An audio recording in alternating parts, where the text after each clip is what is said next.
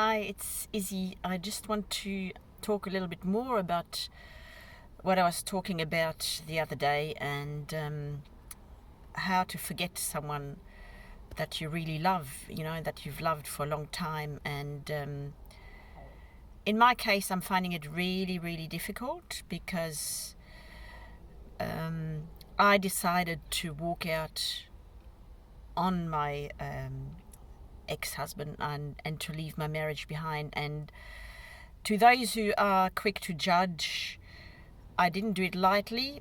I'd been thinking about it for a long time. I'd been unhappy for a very long time, and not just unhappy, about little things. It was the big things. And when you feel unloved for so long and you feel neglected and someone doesn't even acknowledge your presence, your emotions, your contribution to the marriage, he always used to say to me, "Oh, you do nothing for me. You're basically telling me I was not important, I didn't contribute in any way." And I don't even know why he was with me, to be quite honest. Why he didn't really want to marry me. It was my idea. After we'd been together for a number of years, I wanted to get married, and I felt that it was the right thing, especially we'd already had a daughter. And it was, I was the one who wanted to be more committed to him, and I wanted to be there. I felt it was very important for me. But that was something he initially didn't want to do, and then he agreed to do it. But I would say reluctantly. He wasn't very enthusiastic about it, to say the least. He didn't even buy me a wedding ring. I had to buy my own wedding ring, which I don't have anymore now. I gave it to my daughter. She just keeps it somewhere, she likes it. So, I'm finding it really difficult to forget him and to get him out of my mind, because I'm someone who tends to remember the good things in life, and it's sort of clouding my judgment at the moment that I remember the good times we had together. And even though there weren't that many, it was very rare that we would go out and actually do stuff together. He didn't like most of the stuff that I liked. He didn't like going to the movies. I love going to the movies. He didn't like walking or hiking. I love doing that. He didn't like going out at all, and I love going out. I love exploring new places. Didn't interest him at all. He would just, his dream was to just sit at home all day, every day, in front of the computer, watch his money grow on the computer, and have as little interaction as possible with me. So I don't know what I was doing there, mate. I think he liked the idea of having someone around, like a piece of furniture, like someone familiar, part of the surrounding, but he didn't want to interact with me much at all. When I think about it, I had to always push it, and say, "Look, let's watch a movie together, let's watch something, a series together, let's do this together, and a lot of the times he'd say, "No, I don't want to do this, no, I don't feel like it, no." I got sick of always having to initiate things and do the pushing and do the, put the effort into our relationship and try to bond with him when, he had no, he didn't get anything out of it, or it wasn't important enough to him. It wasn't important enough. The only things that were important to him was his work, making money, putting money aside, saving money. And even to this day, it's still the most important to him, because I did try to talk to him, but very quickly I found out that all he was interested was in me not going ahead with the financial separation, because he wants to keep all his money. It's not our money. It's not what we built together during our marriage. It's his money only. It's in his mind. It's got nothing to do with me. It's all his. I'm not, whatever my contribution was to look after Nina, our daughter, to be there for her from day one when she was born, and to do everything for her, everything. I mean, he did nothing. He didn't even take her to school. Maybe he took her, in all the time we were together, I think he took her to school once or twice. But never put an effort into anything. I had to do everything for her, everything. So, but in his mind, that's not worth anything. It's just like nothing. It's not really a job. It's not even anything. It's no contribution. It's nothing, And I made our daughter who she is. She's very bright. She's very alert. She's very empathetic. She has excellent manners. She's self-confident. She loves herself. That's all my work. I mean, she speaks another language. She speaks French. She's cultured. She's smart. Like I said, she reads a lot of books. That's my doing as well. He did nothing to contribute to making her the person that she is. She's now 16, and she's just a wonderful daughter to have. And he says he misses her, and in the beginning he was blaming me. He said, "Oh, you're stopping me from seeing my daughter." I said, "No, you can see her whenever you like, But there again, he's not gonna take the initiative to see her, instead of saying, "Oh, come over, I miss you, let's go out for dinner, or let's go out and have coffee and cakes," or whatever. No, he does nothing. He just waits for things to happen, and but he doesn't show any initiative. And I mean, I need to remember, I miss the closeness, but I need to remember he didn't even fancy me. He wasn't interested in making love to me or initiating anything in that sense. To him, it was like a chore. It was a chore. And I've always thought, I'm someone who looks after their body. I've looked after my body. I do exercise. I eat a balanced diet. I don't let myself go, and I haven't put on any weight. If anything, I've lost weight during my marriage, and I'm now the size that I was when I was 18, basically. And so there's no excuse saying, "Oh, you've let yourself go," blah. No, that's bull dust. But he would have liked to say that, and he would, say, "Oh, don't eat this. You're going to put on weight." And I used to look at him and said, "What are you talking about? If anything, I've got a normal BMI, and you're the one who's overweight, like, to be honest." And it was true. He was the one who was overweight. But I've never really told him that he needed to lose weight or anything. I mean, I didn't care. When you love someone, you love them as they are. It's not like a weight thing. It's got nothing to do with that. So, yeah, I don't really know how to go about forgetting someone. I think I just need to wait and be patient. They say time heals all wounds, and that is certainly true.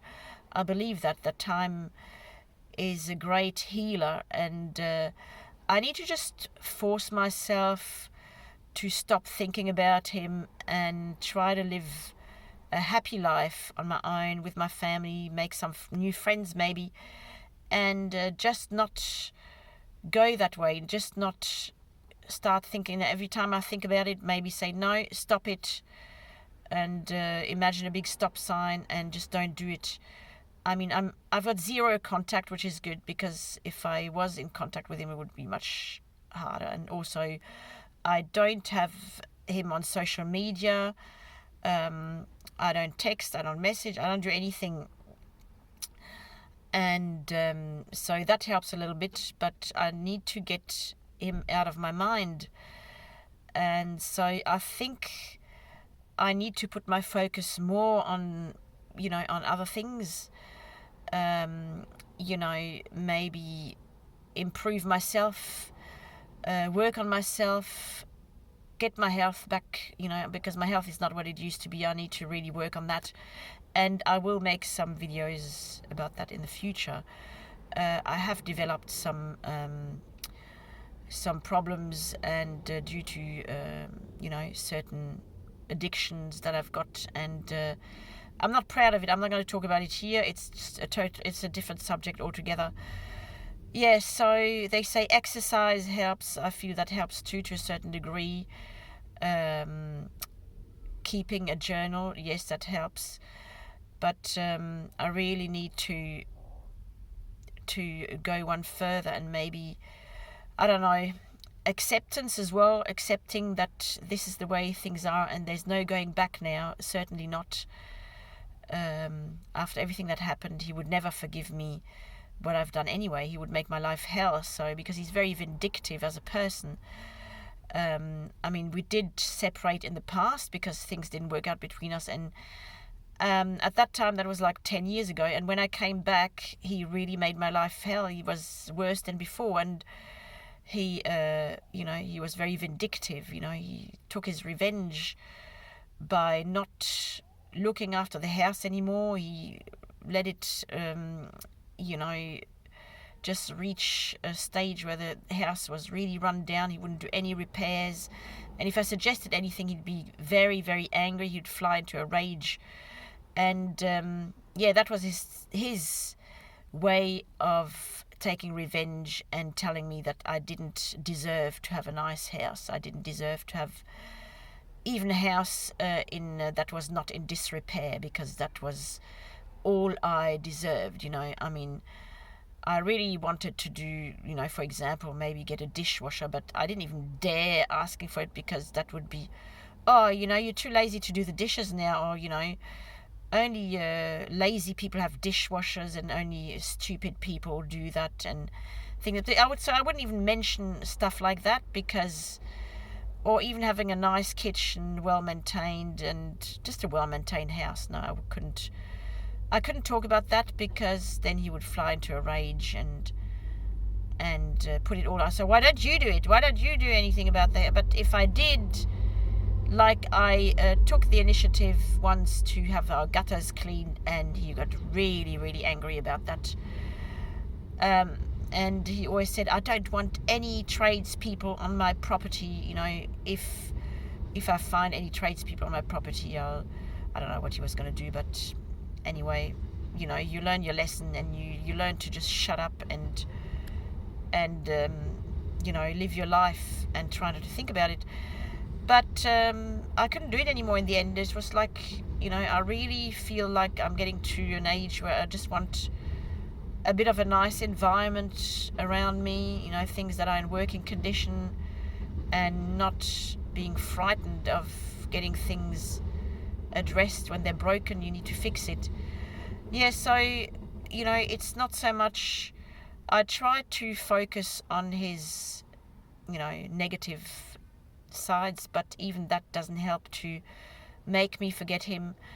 I didn't leave him because I stopped loving him. Unfortunately, I still loved him, but I left him because the relationship was becoming too toxic for me, and I just couldn't live like that anymore. I couldn't live I couldn't live just being a shell of who I used to be, and being a non-person. I couldn't do that anymore, so that's why I left. And like I said, people can judge me. They can say, you shouldn't divorce, blah, blah, blah. But how would you know? How would you know? It's the last thing I wanted to do. I never thought I would do it now, being, my age, and being where I'm at now in life. But unfortunately, this is the way it is, and I'm going to keep doing it, and I'm going to do everything I can to forget this man, to put him out of my mind, and to move on with my life. I just need to do it. I think once the legal process is over, it'll be a lot easier. Also, I will have some money, and I might be able to, look at, getting my own place, because I'm living in a rental at the moment, and it doesn't really feel like home to me. I just really want my own place again. So I think once the legal process is over, it will be one step forward again. But he is delaying the process. He's doing it. He's really making it very difficult. he purposely sabotages everything. So now I think, unfortunately, it's going to have to go to court because it's been going on for too long and he's just not cooperating. But what do you expect? Did I expect him to cooperate? No, of course not. He's going to make things difficult to the end, of course. But hey, I can make things difficult as well, and I can be a bitch as well. And all I want is to get what I'm entitled to by law. I don't want any more than that, just what I'm entitled to. And I will fight for it because I think I deserve to be compensated for the years of trauma, emotional abuse and neglect that he inflicted on me. And I've wasted the best years of my life being married to him when I could have done something different. And I don't regret anything because in the end it doesn't really matter. I'm still relatively young. I can still have a good life, and I will have a good life. And this is what I'm gonna focus on, just having a good life first on my own, and then I will, I'm not reluctant to get into another relationship if I can find someone who's a nice, empathetic person. But empathy is the number one quality that I'm looking at. Yeah. So, so that's... I think I'm going to leave it at this for today. Any suggestions on how to forget someone would be useful if you could let me know. How do you forget someone? Maybe, I don't know. It's tricky. I need to allow myself to feel the emotions of grief and sadness. And that scares me because I am a very emotional person, and like everyone, I hate to suffer. I hate the pain. I hate being in that spot. But I think I have to allow myself to experience these feelings of loss and grief and sadness and even regret, because there is regret, even though I'm the one who left him. I find myself regretting my decision, but at the same time, I know there was no other way to do this. There was no way he would ever change. And he even told me that. He said, I'm never going to change. So, save your criticism, save your comments, save your complaints, because, he basically told me that I'm talking to a brick wall. He would never change. And so what do you do with someone like that who is quite adamant that the change is not possible? So even if I feel that my needs as a person are not being met, especially my emotional needs and my needs for love and affection were not being met. And he was a very cold and distant person, and that was the main theme in our marriage. This coldness and aloofness, and it's like he didn't want to be with me. He didn't want to, he wanted to have a separate life while I was in the house and while I was still there. If he needed me, if he wanted to talk. When he wanted to talk, I had to be there for him, yeah. But if I needed to talk, or I needed a hug, or I needed anything, no, he wasn't there for me. Or he would only, he would complain about it. Why you want to hug me now? This is so inconvenient. Can't you see that I'm busy? Can't you see I'm very nasty in a way? If anyone came to me, any of my kids or anyone who loved me and wanted to hug me, I wouldn't say, oh, can you please just F off because I'm busy and I don't really want to do this right now. And I don't understand that. And it's not like I was hugging him all the time or trying to get affection of him all the time. It was just like I did it in a normal way. I'm not crazy like he always told me. I'm not crazy. I'm not over, I'm not too demanding. On the contrary, I wasn't demanding at all in the end. I was just like really going with the flow and not expecting anything, not hoping for anything. And it was still too much for him. He didn't like it. He would have liked to just, I think, live with me in the same house, but have no have no interaction, have no relationship with me, especially no intimacy, no sex, no kisses, no hugs, just living side by side, maybe like a brother and sister couple type of thing. And he even said that one day. He said, so, this is what he would ideally want. And I don't know, to this day, I don't understand it. Was he having an affair with someone else? Was he getting his needs met in some other way? To this day, it's a mystery to me, and I will never, ever understand. I mean, he's always told me, that he had never cheated on me. But, can I believe that? Is it true? Is it not true? I don't know. He certainly had an affair with his money. He loved his money. That was his mistress. His money was his mistress. And if he could have had intercourse with his money, he would have done so for sure. Anyway, I've got to go to work now, so I'm going to leave it at that. I don't know if I've made any progress, but it's helped me a little bit, I think, to talk about it anyway. And I'll figure something out on how to forget him and how to get better at being on my own, focusing on my own life, and just having a good life, being single. I think that's so important. Anyway, you take care and look after yourselves. Drink lots of water and take your vitamins. Do some exercise. Eat a healthy diet. Lots of fruits and vegetables. And go out in the fresh air and the sunshine. It helps as well. Okay. Bye for now.